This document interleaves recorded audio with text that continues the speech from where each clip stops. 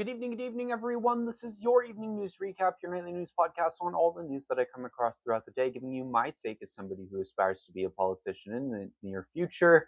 Hopefully, all you guys are doing wonderful. Hopefully, all you guys are doing well. Today is the 17th of February, and I believe today is Tuesday. Hopefully, all you guys are having a wonderful day so far. If you're new here, please consider subscribing. All the support would be greatly appreciated as we are trying to reach 1,000 subscribers on YouTube by this summer, which we're getting super close to. And if you're on Substack, please consider subscribing as well. It's $8 a month, and all funds go to me. Helps me pay for the things I need to pay for in my life, like my groceries, clothing, on all of that. This is a viewer-supported show, so all the support is greatly appreciated. Outside of that, though, hopefully all you guys are doing wonderful. And let's get into today's episode. Moving on into our headlines in history. I forgot to rip off the page for today, so let me do that while I struggle. There we go. The headline we have for today is 12 killed in a fiery Amtrak collision near Washington. This is from February 17th, 1996. An Amtrak collided with a local train that left commuter coaches crumbled like accordiations, however you say that word. I cannot um, pronounce that. Accordions? Is that how you spell accordions? Maybe it's how you spell accordions. I don't know. The Times reported officials stated that 12 people were killed, more than 20 were injured. The train had been diverted in order to pass a freight train, but slammed into the local at the point where it was supposed to switch again. This, of course, is really unfortunate. It talks about a massive accident with the train, which sucks a lot, Of course, railway accidents are always horrible, A lot of the times when these massive railway accidents happen, unfortunately, a lot of people do pass, which is horrendous.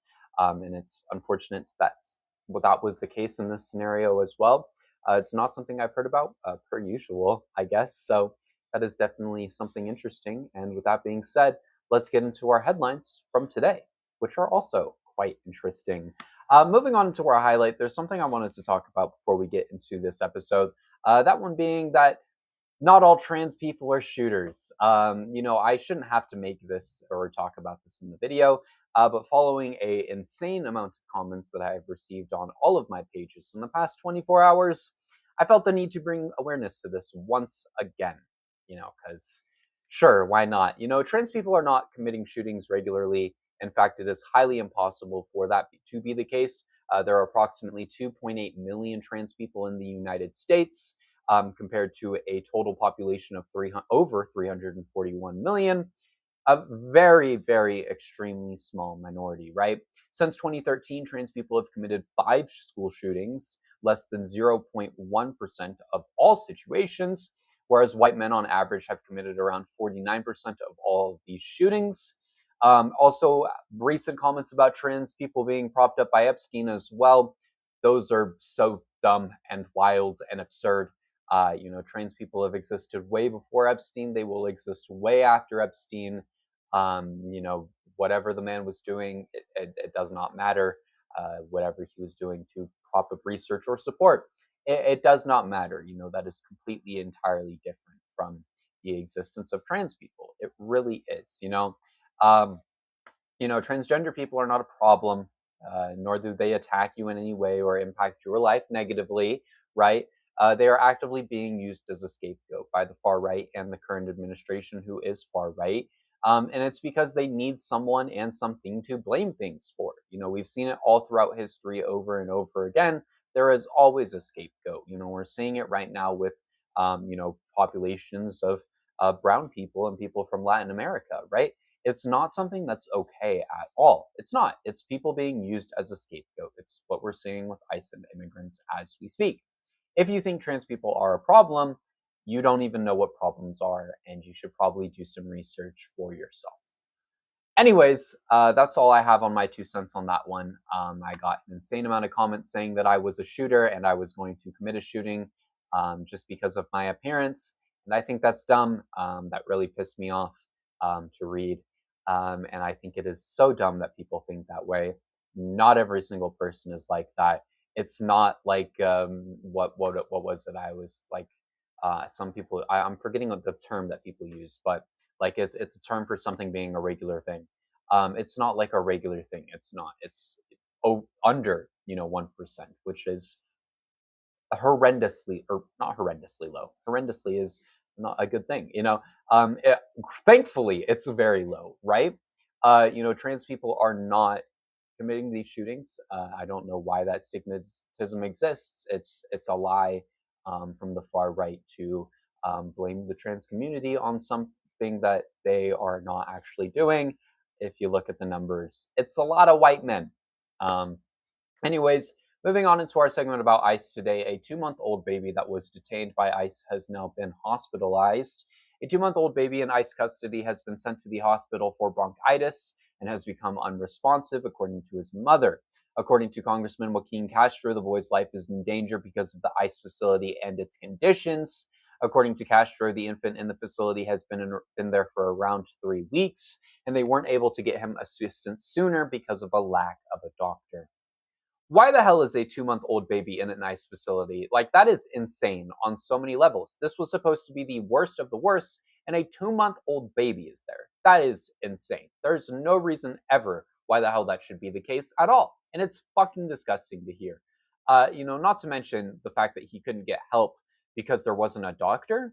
Why was there not a doctor? Doctors should be on site at these facilities 24 hours a day, not just at ICE facilities, but at prisons, at any facility like this. A doctor should be there 24 hours a day. Why was a doctor not there? Do they just expect people to be there without care? That's not okay. I don't find that okay in the slightest. There has to be something illegal about that. A doctor should be at every single facility like this 24 hours of the day. They should have medical care accessible at all hours of the day, no matter the time. There's no reason why this 2-month-old baby should be unresponsive because of bronchitis. If a doctor would have been able to help him, he should have been able to get help from that doctor. There's no reason why a doctor should not be at ICE facilities 24 hours a day. Anyways, moving on into our segment about the Epstein files, where we have a couple of topics here for today. New Mexico has launched an investigation into the Epstein Ranch. State legislators in New Mexico have launched an investigation into Jeffrey Epstein's former New Mexico ranch. 4 bipartisan members of the State House of Representatives will be investigating the property and the allegations against it. Democratic Representative Mariana Anaya said in a statement, the perpetrator could not act alone. They could not run a sex ring. They could not commit these types of financial crimes alone. So we know a commission that enablers must also be held accountable, including the state itself if needed. If you want to share, we will be here. We will be operating with confidentiality. This, of course, is good, and I hope that they do find something, and if they do, I hope they release it to the public. I heard that they're making this ranch into a Christian retreat, whatever that means. I mean, why you would want to put some Christian vacation site or whatever it is at a former human trafficking site is beyond me, but sure, why not? Whatever. I really just hope that this isn't a children's summer camp, because that would not be the greatest location for that. But, knowing how the Trump administration and MAGA tends to go, I wouldn't be shocked if that's what it ends up being. But I really, really hope that isn't the case. I don't know. You guys know me. I think that anywhere that is restricting people based off their religion is extremely dumb, whether it's a country, whether it's a place, whether it's a community. I think it's all stupid. I don't think anyone should be restricted based off their religion. I think everyone should have the freedom of religion. I was born in the United States. That's an ideology we have here, and that's an ideology that I will have for the rest of my life. I think everywhere in the world, and everywhere in the country should have the freedom of religion. And this may be something, but I'm personally not for things like that. Anyways, in other news, Hillary Clinton has blasted Trump over the Epstein file release. Hillary Clinton is accusing Trump and his administration of covering up the Epstein files. In an interview with the BBC, she said, "Get the files out. They're slow walking it." She said that she believed everybody should be able to testify and should testify. It also announced that Hillary Clinton will be testifying on February 26th, with Bill Clinton testifying on February 27th. Hillary said, "We will show up, but we think it would be better to have it public." Of course, they want it to be recorded and streamed live. Uh, they do need to release the files as soon as possible. They can claim that they've done it all as much as they want, but at the end of the day, we know that they haven't. There are still many files that need to be released. And, I'm glad to see that a former president and former first lady will be testifying. And I plan on watching that when it happens. I am very intrigued in doing so because it's definitely a big deal. This is the former president and the former first lady. I believe Hillary Clinton was also a secretary. It's something I'm blanking on it right now. Otherwise, I would tell you. But this is really a big deal, and I'm intrigued to see how it goes. The president being possibly involved with one of the largest, human trafficking cases in history is a massive deal. And I think the sitting president in Trump should have to testify as well, because he is very clearly also, having allegations against him. Bill Clinton has way less allegations than Trump does. If you look at the files, that is just a fact. So if Bill Clinton has to testify, Trump should have to testify too. Anyways, moving on into our final topic for tonight in our other news segment, Reverend Jesse Jackson has unfortunately passed away. Reverend Jesse Jackson, a Baptist minister and civil rights leader, has unfortunately passed away. The Jackson family said in a statement, "Our father was a servant leader, not only to our family, but the oppressed, the voiceless, and the overlooked around the world. The cause of his death has not been provided, but according to his family, he died surrounded by loved ones peacefully." This is truly unfortunate to hear, and my full condolences go to the family. Jackson was a civil rights leader and played a very important role in the civil rights movement. And I've been learning a lot about the civil rights movement recently for one of the classes I'm taking. And a lot of the leaders, including Jackson himself, had amazing impacts, and a lot of amazing ideas. Uh, a lot of amazing ideas. I truly have really been intrigued by the ideas that came out of the civil rights movements. It has had a very big impact on me.